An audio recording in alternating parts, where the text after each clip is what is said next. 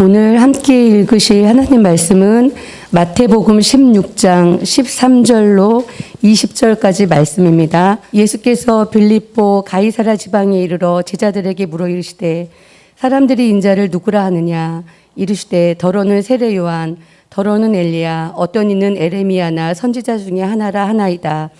이르시되 너희는 나를 누구라 하느냐 시몬 베드로가 대답하여 이르되 주는 그리스도시요 살아계신 하나님의 아들이시니이다. 예수께서 대답하여 이르시되 바요나 시몬아 내가 복이 있도다. 이를 내게 알게 하니는 혈육이 아니요 하늘에 계신 내 아버지시니라. 또 내가 내게 이르노니 너는 베드로라. 내가 이 반석 위에 내 교회를 세우리니 음부의 권세가 이기지 못하리라. 내가 천국 열쇠를 내게 주리니 내가 땅에서 무엇이든지 매면 하늘에서도 매일 것이요 내가 땅에서 무엇이든지 풀면 하늘에서도 풀리리라 하시고 이에 제자들에게 경고하사 자기가 그리스도인 것을 아무에게도 이르지 말라 하시니라. 아멘. 본문의 지리적 배경은 가이사랴 빌립보입니다. 가이사랴 빌립보는 갈릴리 호수 북방 약 40km 지점에 있는 그런 도시입니다. 헤르몬산 남쪽 완만한 경사지에 자리 잡고 있습니다. 팔레스타인 지역에서 가장 아름답고 풍요로운 지역 중 하나입니다. 헤롯 빌립 2세는 이 도시를 새롭게 정비하고 황제를 기린다 하여서 가이사랴라고 불렀습니다. 황제가 가이사니까 그렇죠. 네. 헤롯 대왕이 인공적으로 바닷가에 항구를 하나 건설했는데 큰 항구를 하나 건설했는데 그것도 이름이 가이사랴이기 때문에 그것과 구분하기 위해서 그 이름 뒤에 빌립 자신의 이름을 붙였습니다. 그래서 가이사랴 빌립보입니다. 이 도시는 헬라 로마 문명의 중심지로서 대부분 이방인이 거주했습니다. 복음서는 공생애를 시작한 후 예수님이 가는 곳마다 병자를 고치시거나 귀신을 쫓아내거나 말씀을 가르치거나 복음 사역을 위한 표적들을 행하신 것을 기록하고 있습니다. 그러나 이곳에서는 특이하게도 주님께서 복음 사역을 하신 흔적이 발견되지 않습니다. 이곳에 오시기 얼마 전에 두로와 시돈 지역에서 귀신 들린 자기 딸을 고쳐달라고 찾아왔던 수로보니게 여인의 사건이 기록되어 있죠. 이어서 갈릴리 호수 주변으로 오셔서는 많은 병자를 고치시고 심지어 4,000명을 먹이시는 놀라운 기적도 일으키십니다. 또 그 직후에 마가단 지방, 마가복음에서는 달마누다라고 기록되어 있는 이 마가단 지방으로 가셔서 하늘의 표적을 구하는 바리새인과 사두개인들을 향해서 요나의 표적밖에는 보여줄 것이 없다고 말씀하시면서 제자들에게는 바리새인의 누룩을 주의하라고 말씀하시는 그런 사역을 또 하셨습니다. 그리고 건너편으로 가셨습니다. 마태복음에는 여기까지밖에 안 나오지만 마가복음에서는 벳세다에서 맹인을 안수하여 고치는 사건이 하나 더 기록되어 있습니다. 이처럼 바쁜 사역을 하시면서 거의 이틀길로 보여지는 가이사랴 빌립보까지 가셔서 하신 사역은 아무것도 없습니다. 본문에서 볼 수 있듯이 오직 제자들에게 2개의 질문을 던지시고 그리고 교회에 대해서 계시하신 그 일만이 있었습니다. 그래서 왜 주님께서는 하필 가이사랴 꽤 먼 그 이방 땅까지 가셔가지고 이방 땅이라고 하긴 그렇지만 어쨌든 이방인들만 사는 거의 이방인들이 살고 있는 그곳까지 가셔서 이런 질문을 하셨을까라는 생각이 들어도 전혀 이상하지 않습니다. 아무튼 이 질문들이 끝나고 나서 주님은 처음으로 십자가와 고난과 부활에 대해서 제자들에게 가르치십니다. 그리고 나서 베드로가 잘못된 반응을 보이고 그것을 교정하는 가르침 후에 며칠 지나서 공생애의 변환점이라고 할 수 있는 변화선 사건이 기록되어 있습니다. 주님의 공생애는 이 변화선 사건을 통해서 이제 변환점을 가져오게 됩니다. 이런 어떤 문맥의 흐름을 보았을 때 이 본문에 나와 있는 이 주님의 문답 사건이 가이사랴에서 일어났던 이 문답 사건이 매우 구속사에서 중요한 위치를 가지고 있다는 것을 우리에게 시사해 줍니다. 본문은 3개의 단락으로 구분해 볼 수 있습니다. 13, 14절은 예수님에 대한 사람들의 이해를 묻고 대답하는 내용입니다. 15절에서부터 17절까지는 예수님에 대한 제자들의 이해에 대한 질문과 답변입니다. 그리고 18절에서부터 20절은 교회에 대한 주님의 가르침을 담고 있습니다. 이제 본문을 자세하게 살펴보도록 하겠습니다. 첫 번째 질문은 사람들이 인자를 누구라 하느냐였습니다. 이 질문은 예수님께서 세상의 모든 사람을 향해서 던지는 질문일 수도 있습니다. 모든 사람은 이 질문 앞에 서 있다고 할 수 있습니다. 인자는 예수님이 자신을 가리킬 때, 자신을 표현할 때 쓰시던, 일반적으로 가장 자주 쓰시던 호칭입니다. 인자를 직역하면 너무 쉽죠? 사람의 아들입니다. 현대 이스라엘에서는 이 표현을 그냥 사람, 인간을 가리킬 때 이 표현을 씁니다. 베나담, 히브리어로는 베나담, 그렇죠? 네. 신약에서는 이 호칭이 약 86회 기록되어 있습니다. 이 호칭은 간접적으로는 성자 하나님께서 사람이 되셨다는 점을 알려주고 있습니다. 그러니까 주님께서 이렇게 말씀하시는 것이라고 볼 수 있다는 말입니다. 하나님인 내가 사람이 되었다. 내가 너희 죄인을 하나님과 화해시키려고 중보자로 이 세상에 사람으로 왔다. 너희는 이 말, 이 인자 단어의 의미를 알겠느냐? 뭐 이런 의미를 담고 있다고 볼 수가 있습니다. 꼭 그렇게 성경에서 말하고 있지는 않지만 우리가 인자라는 말의 의미가 그런 의미를 갖고 있다고 볼 수 있다는 것입니다. 그렇지만 주님께서 이 표현을 쓰신 직접적인 이유는 자신이 구약 예언의 성취인 그리스도이기 때문이었습니다. 시편 80편 17절입니다.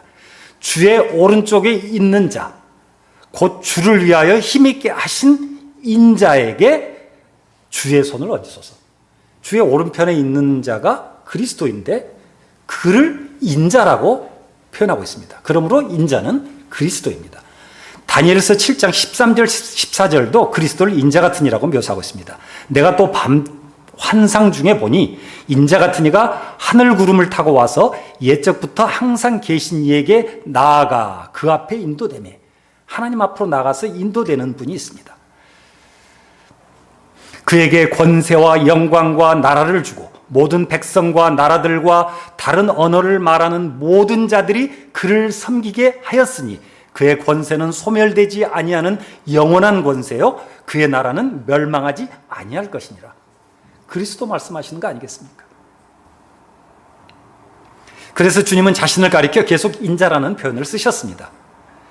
사복음서가 모두 인자라는 호칭으로 자신을 지칭하시는 예수님에 대해서 분명하게 증거합니다. 시간이 없으므로 다 소개할 수는 없고 몇 가지만 소개합니다. 그러나 인자가 세상에서 죄를 사하는 권능이 있는 줄을 너희로 알게 하려 하노라. 인자가 아버지의 영광으로 그의 천사들과 함께 오리니 그때에 각 사람이 행한 대로 갚으시리라. 인자가 그 왕권을 가지고 오는 것을 볼 자들도 있느니라.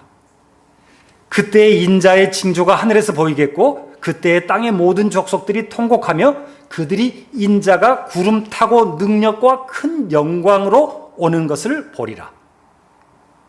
이와 같이 주님은 자신이 마지막 심판의 날에 오실 그리스도라는 사실을 인자라는 단어를 써서 제자들에게 또 세상에 반복적으로 가르치셨습니다. 그래서 제자들은 인자의 의미를 알고 있었을 것입니다. 그런데 주님은 그리스도를 상징하는 인자라는 표현을 쓰시면서 자신이 하나님의 아들 그리스도라는 사실은 직접 말하지는 않으셨습니다. 그러므로 사람들이 인자를 누구라 하더냐라고 하는 질문은 다시 말하면 사람들이 나를 그리스도라고 생각하더냐라고 묻는 질문과 같습니다. 이제 사람들이 예수님을 어떻게 알고 있는지를 제자들이 대답합니다. 더러는 세례 요한, 더러는 엘리야, 어떤 이는 예레미야나 선지자 중 하나이다. 이런 대답들이 알려주는 사실이 있습니다. 세상 사람들은 예수님을 잘 못 알고 있습니다. 예수님이 많은 능력을 베풀었고 소문이 자자했으므로 사람들은 유명한 사람과 예수님을 비교하고 있습니다. 세례 요한이라고 말하는 사람들은 예수님에 대한 지식을 다만 현실 인식에 기반을 두고 있는 사람들입니다. 한때 세례 요한은 메시아, 그리스도라고 여겨질 정도로 많은 사람이 따랐으며 존경의 대상이었습니다. 그러나 그는 억울하고 어이없는 이유로 참수, 죽음을 당했습니다.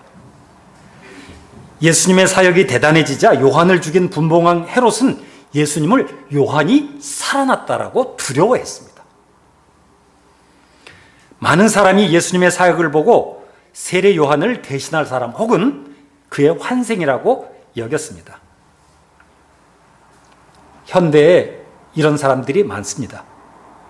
하나님을 자기 경험과 자기가 느끼는 것으로 그런 감정으로 자기 감정으로 하나님을 생각하고 제안하는 그런 사람과 비슷합니다. 자기가 경험한 것 이외에는 하나님을 인정하지 않고 내가 경험한 게 다다 뭐 이렇게 주장하는 사람들과 비슷합니다. 엘리야라고 말하는 사람들은 성경을 들었으나 자기 기대대로 해석하는 사람입니다. 말라기 4장 5절에 보라 여호와의 크고 두려운 날이 이르기 전에 내가 선지자 엘리야를 너희에게 보내리니 그가 아버지의 마음을 자녀에게로 돌이키게 하고 자녀들의 마음을 그들의 아버지에게로 돌이키게 하리라. 그들은 그리스도가 오기 전에 반드시 엘리야처럼 불을 부르고 바알과 아세라 선지자들에게 했던 것처럼 적을 일시에 처단할 능력자가 오리라고 기대하고 있었습니다. 그래서 이스라엘을 로마의 압제로부터 해방할 수 있을 거라고 기대했습니다. 그들의 눈에 예수님은 엘리야처럼 하나님의 능력을 행하는 능력자로 보였습니다.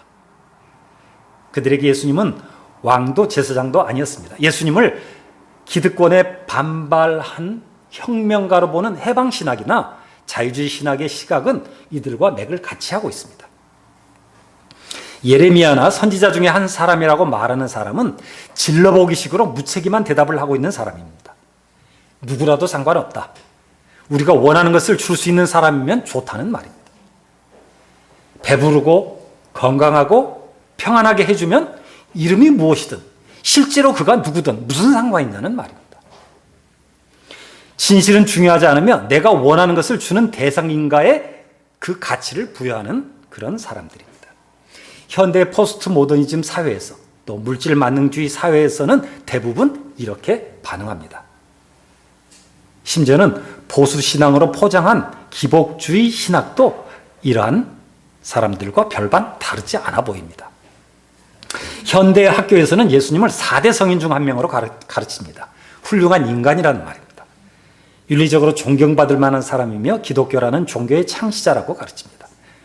그러나 그런 사람 정도는 TV에 요즘 나오고 있는 유명한 아이돌 정도에도 미치지 못하는 사람입니다. 그런 존재입니다. 세상에 아는 예수님은 그 정도입니다. 아무리 알려줘도 그 이상 알지 못합니다. 그들은 하나님이 택하신 백성이 아니고 그들 스스로 죄를 사랑하며 하나님의 뜻을 거슬러 진리를 따르지 않기 때문입니다. 그들은 한순간도 하나님의 말씀에 진실하게 순종하지 않습니다. 제자들의 대답을 들으신 주님은 무슨 생각을 하셨을까요? 주님은 이 대답에 대해서 아무런 논평도 하지 않으십니다. 무슨 말을 할 법 하신데 아무 말씀도 안 하십니다. 그리고 바로 두 번째 질문으로 넘어갑니다. 너희는 나를 누구라고 하느냐? 이 질문은 제자들, 즉 공동체에 던진 질문입니다. 택한 자기 백성들을 교회에 던진 질문이라고 할 수 있기도 합니다. 제자들을 향한 질문에 수제자 베드로가 대답합니다. 주는 그리스도시요 살아계신 하나님의 아들입니다. 마가복음서에서는 주는 그리스도이십니다. 누가복음서에는 하나님의 그리스도입니다. 이렇게 기록되어 있습니다. 이렇게 대답했다고 기록되어 있습니다.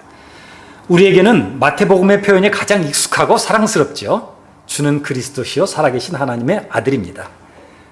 그렇지만 복음서 기록자들이 공통적으로 말하려고 하는 핵심은 바로 예수는 그리스도라는 점입니다.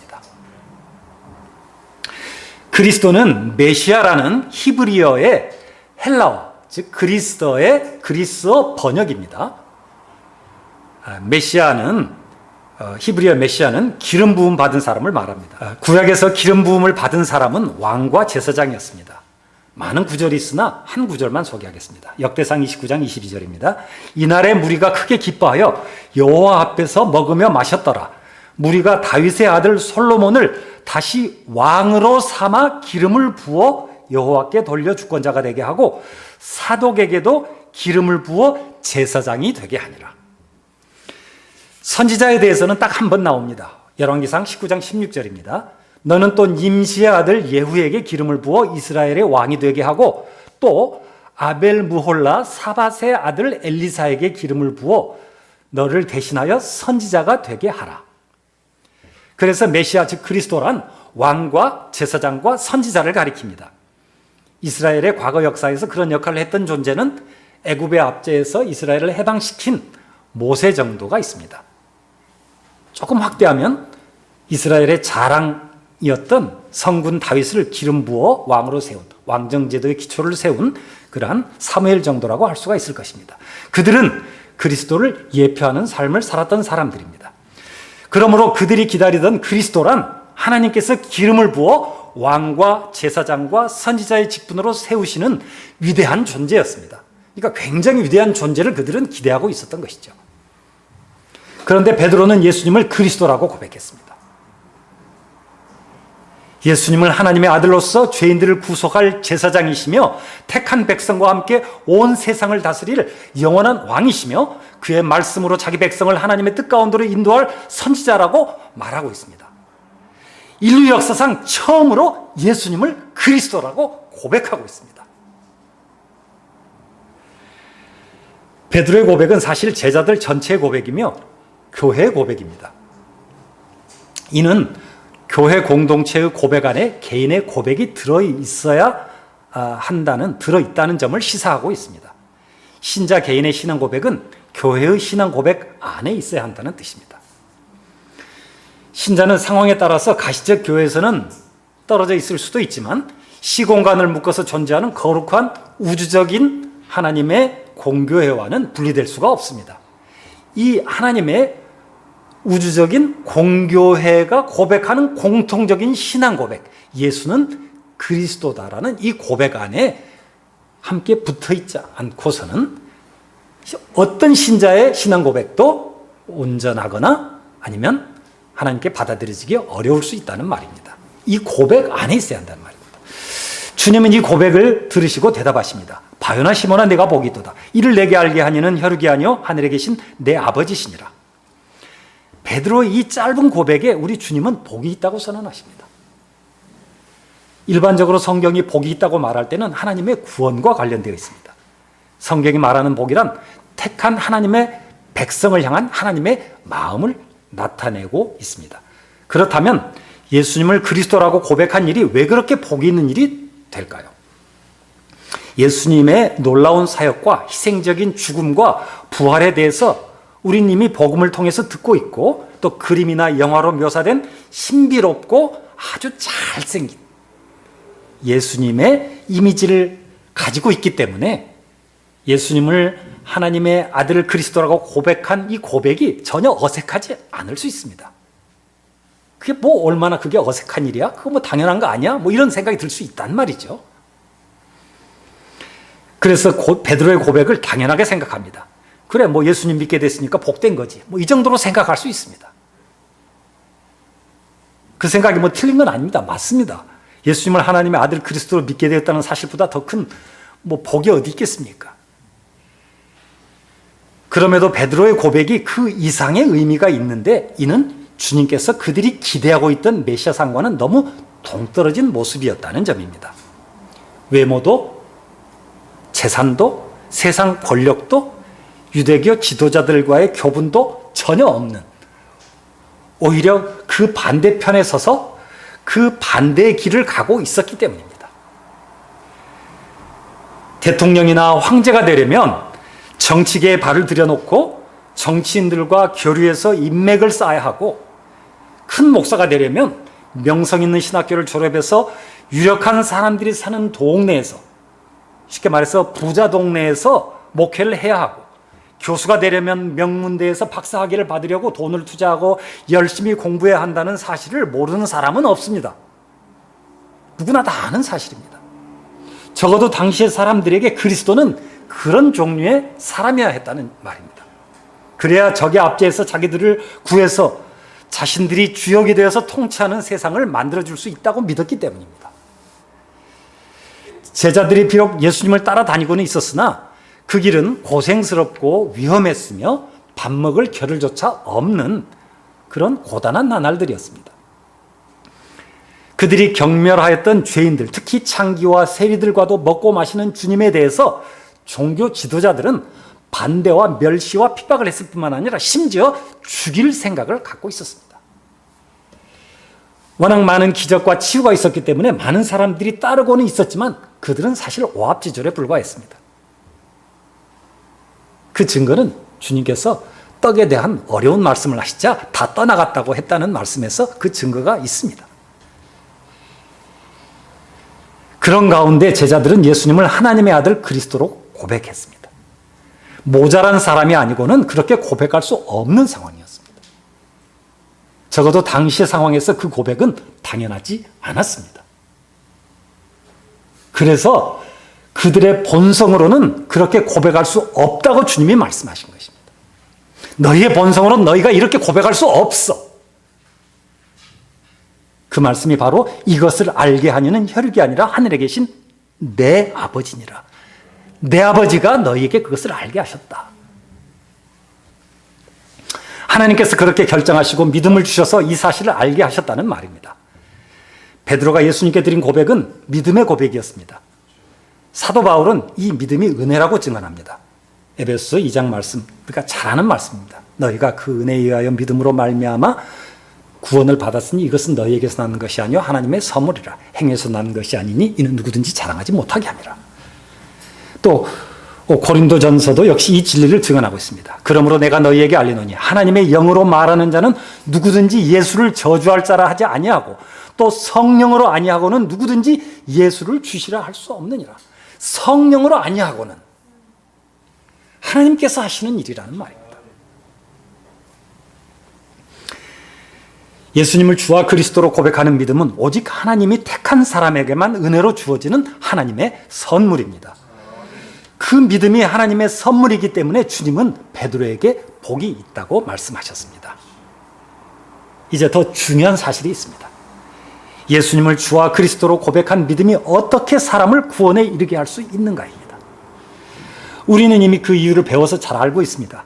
바로 예수 그리스도께서 십자가에서 피 흘려 죽으시고 부활하셔서 택한 자기 백성의 대속을 성취하셨기 때문입니다. 예수님은 하나님과 죄인 사이에 화목제물로 세워지셨습니다. 십자가에서 단번에 영원한 대속의 제사를 완성하셨습니다. 평생 죄를 위해 짐승을 죽여 피 흘리고 태워야 했던 희생제사는 이제 더 이상 필요 없게 되었습니다. 그래서 이 고백이 복됩니다. 아무리 예수님을 주와 그리스도라고 고백해도 주 예수께서 십자가에서 멸시를 받으시며 피 흘려 죽음으로 우리 죄를 속량하지 않으셨다면, 또 죽은 자 가운데서 부활하지 않으셨다면 우리의 고백은 하나님 앞에서 의롭게 여겨지지 못합니다. 오직 예수님의 십자가 공로와 순종으로 이루신 완전한 주님의 의가 믿음으로 예수님과 연합된 우리에게 전가되어 우리는 하나님 앞에서 의롭게 여겨집니다. 그래서 이 고백이 복됩니다. 또 예수님이 만약 죄 있는 사람이었다면 십자가의 죽음도 우리 구원에 아무 소용이 없었을 것입니다. 그러나 예수님은 거룩하신 하나님의 아들이셨기에 죄가 없으셨습니다. 그래서 죄인의 죄를 대속할 자격이 있었습니다. 그리고 무한하신 하나님의 아들이셨기 때문에 대속의 가치는 모든 피조물의 죄를 대속하고도 남을 만큼 충분했습니다. 히브리서는 예수님을 가리켜 우리의 죄 없는 대제사장이라고 증언하고 있습니다. 우리에게 있는 대제사장은 우리의 연약함을 동정하지 못하실 리가 아니요 모든 일에 우리와 똑같이 시험을 받으신 이로되 죄는 없으시니라. 인류 역사상 어떤 사람도 다른 사람의 죄를 대속할 수 없었습니다. 모든 사람은 자신이 죄인이기 때문입니다. 시편 14편에서 하나님께서는 이렇게 증언하십니다. 여호와께서 하늘에서 인생을 굽어 살피사 지각이 있어 하나님을 찾는 자가 있는가 보려 하신즉 다 치우쳐 함께 더러운 자가 되고 선을 행하는 자가 없으니 하나도 없도다. 모든 사람은 죄로 인해서 하나님과 단절된 결과 먼저는 육체의 죽음이 있고 마지막 심판의 날이 되면 영원한 형벌의 심판을 받게 됩니다. 영원한 지옥불에 던져지는 심판을 받게 됩니다. 그 누구도 스스로의 어떤 노력으로도 전혀 자신을 구원할 수 없는 비참한 상태에 있을 때 하나님의 긍휼하심이 자신이 택한 자기 백성에게 그리스도를 믿는 믿음을 주셔서 그들을 죄악과 죽음에서 건져내십니다. 그래서 로마서 3장은 이렇게 증언합니다. 모든 사람이 죄를 범하였음에 하나님의 영광에 이르지 못하더니 그리스도 예수 안에 있는 속량으로 말미암아 하나님의 은혜로 값없이 의롭다 하심을 얻은 자 되었느니라. 죄 없으신 예수님은 완전한 순종과 십자가에서 죽으심으로 자기 백성의 속량을 이루었으나 거기에서 끝나지 않으셨습니다. 죽음을 이기시고 사흘 만에 죽은 자 가운데서 부활하셨습니다. 죄인의 죄를 사하시고 부활하심으로 대속의 공로를 완전한 의가 되게 하셨습니다. 그 의가 죄인에게 전가되어서 모든 택한 백성들 또한 믿음으로 완전한 의롭다함을 얻게 되었습니다. 그리고 40일 만에 승천하셔서 하나님 오른편에 앉아 만왕의 왕으로 세상을 통치하시는 왕이 되셨습니다. 빌립보서는 이것을 이렇게 증언하고 있습니다. 이러므로 하나님이 그를 지극히 높여 모든 이름 위에 뛰어난 이름을 주사 하늘에 있는 자들과 땅에 있는 자들과 땅 아래에 있는 자들로 모든 무릎을 예수의 이름에 꿇게 하시고 모든 입으로 예수 그리스도를 주라 시인하여 하나님 아버지께 영광을 돌리게 하셨느니라. 예수님의 제자들은 주님의 택함을 받았습니다. 많은 사람이 주님을 따르다가 어느 순간 실망하여 주님을 떠나 따르지 않았을 때도 그들은 주님을 떠나지 않았습니다. 그들이 믿음이 좋아서나 특별한 통찰력이 있어서가 아니었습니다. 그들이 영원하신 하나님의 택함을 받았기 때문이었습니다. 그래서 그들은 끝까지 주님을 따랐고 예수님처럼 세상의 미움을 받고 박해를 받고 죽임을 당했습니다. 우리도 똑같은 이유로 하나님의 택하심을 받았다는 그 이유로 예수님을 주는 그리스도시요 살아계신 하나님의 아들이라고 고백합니다. 그래서 이 고백이 복됩니다. 이 고백을 위해서 죄인인 우리가 한 일이 아무것도 없기 때문에 이 고백이 세상에서 가장 복된 고백입니다. 사도 요한은 이 사실을 요한복음 15장에서 이렇게 증언합니다. 너희가 나를 택한 것이 아니요 도리어 내가 너희를 세상에서 택하였다. 너희가 세상에 속하였으면 세상이 자기의 것을 사랑할 것이나 너희는 세상에 속한 자가 아니요 도리어 내가 너희를 세상에서 택하였기 때문에 세상이 너희를 미워한다. 하나님께서 택하신 하나님의 백성은 세상의 미움을 당연히 받게 된다는 증언을 하고 계십니다. 베드로가 고백할 당시에 예수님은 제자들과 사람들이 기다려왔던 그리스도와는 너무 다른 모습이었습니다. 선지자로서는 어느 정도 역할을 하고 계셨으나 왕이나 제사장과는 전혀 도무지 어울리지 않았습니다. 그래서 사람들이 예수님을 선지자 중 하나라고 생각했을 수 있습니다. 사람들은 눈에 비치는 예수님만 보았습니다. 어쩌면 사람들의 생각이 훨씬 더 합리적이고 이성적입니다. 그들이 맞는 것 같고 제자들은 어리석어 보이기까지도 합니다. 그러므로 이로 보건대 믿음은 본질적으로 초월적입니다. 믿음은 기적입니다. 볼 수 없던 하나님의 나라를 보게 되었으니 기적이 일어난 것입니다. 우리는 막 기적을 보여달라고 하나님 특별한 표적을 우리에게 보여주세요. 그러면 제가 더 확실하게 주님을 믿을 수 있을 것 같아요. 이런 기도 많이 하지만 사실 우리가 주님을 믿고 있다는 이 사실이야말로 참으로 놀라운 기적입니다. 죄인은 자신의 어떤 노력으로도 예수님을 왕이자 제사장이며 선지자로 오신 하나님의 아들 그리스도로 인식하거나 고백할 수 없기 때문에 이 고백을 가진 사람은 참으로 세상에서 가장 복된 사람입니다. 이 복이 있도다라고 하신 예수님의 이 선언은 베드로와 제자들의 고백이 진실한 믿음의 고백이며 구원 얻는 믿음임을 증언해 주고 있습니다. 이들이 이미 구원 얻는 믿음을 고백했다라는 증거가 바로 너희가 복되다라는 말씀, 예수님의 증언이라고 그 말씀입니다.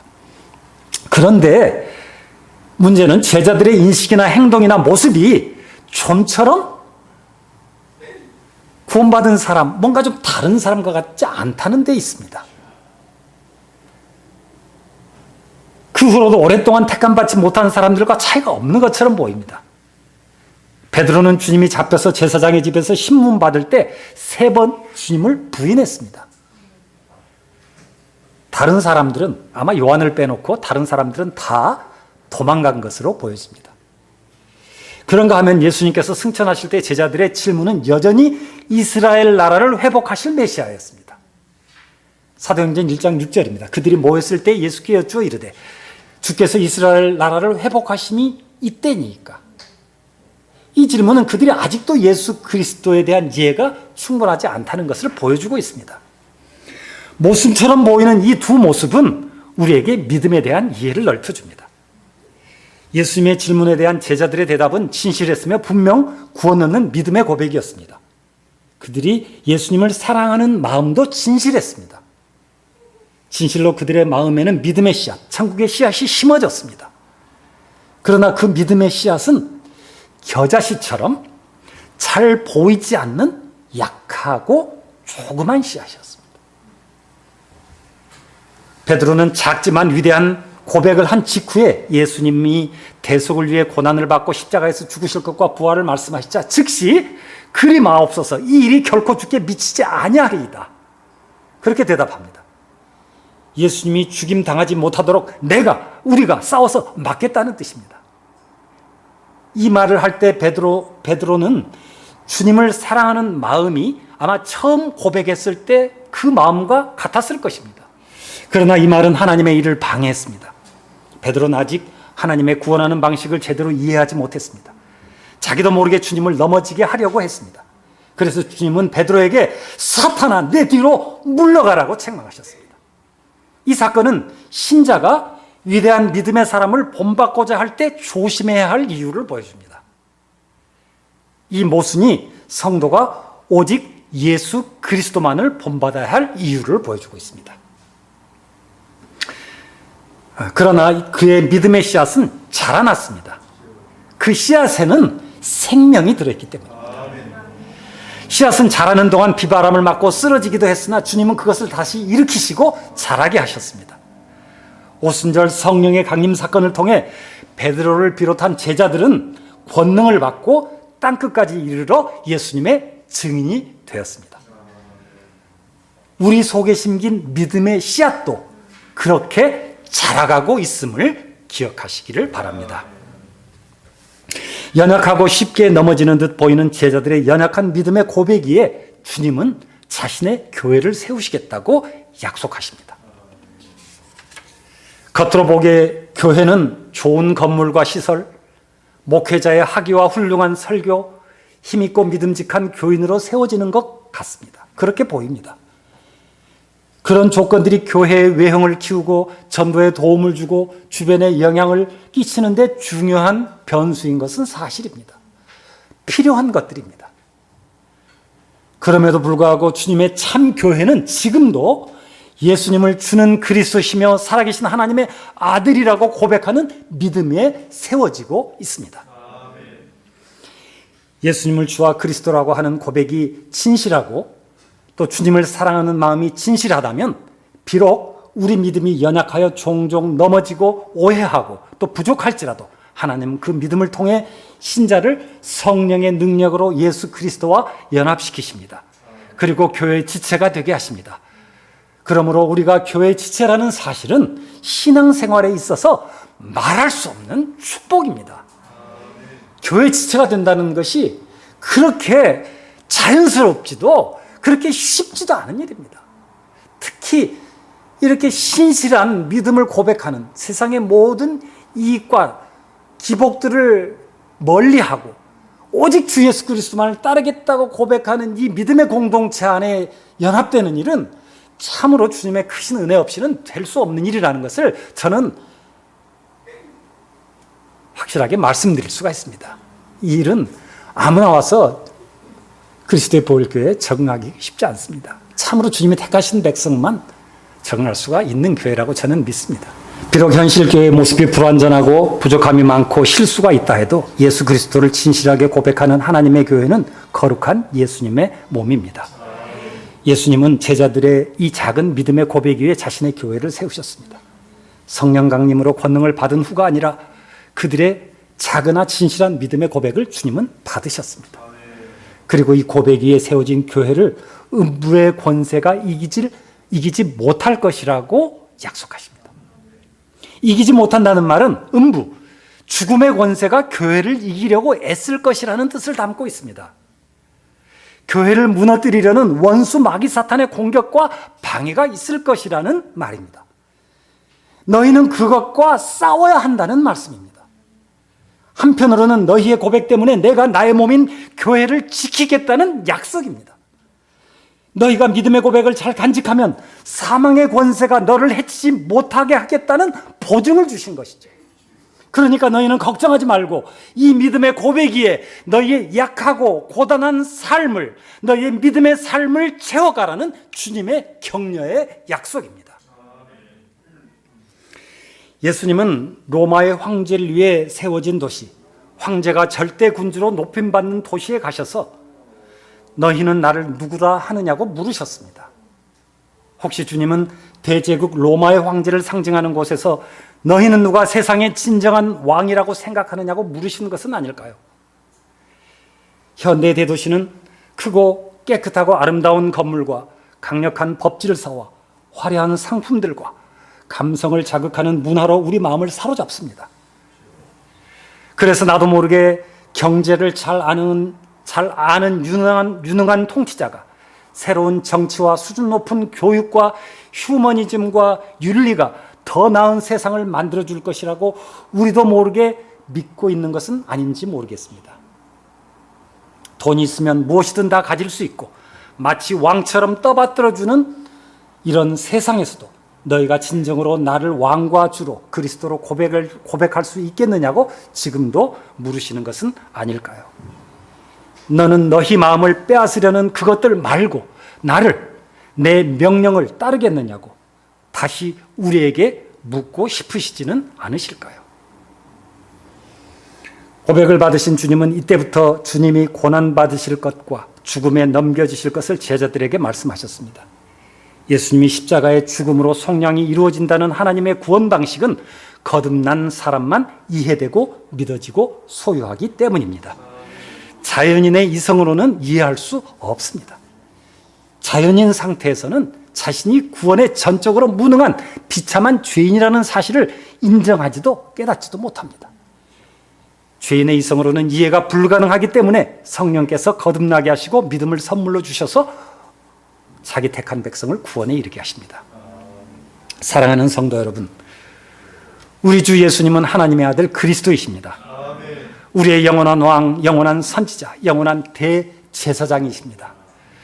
주님은 지금도 하나님 우편에서 성령을 통해 자기 백성을 구원하시고 공의로 다스리시며 말씀으로 인도하십니다. 하나님의 아들이 인간이 되셔서 자기 백성을 구원하시고 다스리시며 말씀으로 인도하심을 믿는 일이, 다시 말해서 예수님을 그리스도로 고백하는 일이 하나님의 일이며 신자의 신앙 고백입니다. 예수님을 구세주 그리스도로 고백하는 것은 하나님의 은혜입니다. 믿음은 하나님의 선물입니다. 제자들은 예수님을 그리스도로 고백한 후부터 비로소 속량의 비밀을 배우게 됩니다. 그리스도에 대한 참된 지식은 거듭난 이후, 다시 말해서 믿음으로 그리스도를 고백하고 난 이후에 우리에게 주어지는 하나님의 축복입니다. 우리가 오늘 고된 하루 일과를 마치고 남들이 쉴 때 예배당에 모여 예배드리며 예수 그리스도의 복음을 배우는 일은 거듭난 사람에게만 주어진 특권입니다. 즐겁고 신나서 기대감으로 나올 때도 있지만 갈등하며 끌려 나오듯이 나올 때도 있고, 어쩌다 보니 나와 있는 자신을 발견하고는 자신도 깜짝 놀랄 때도 있습니다.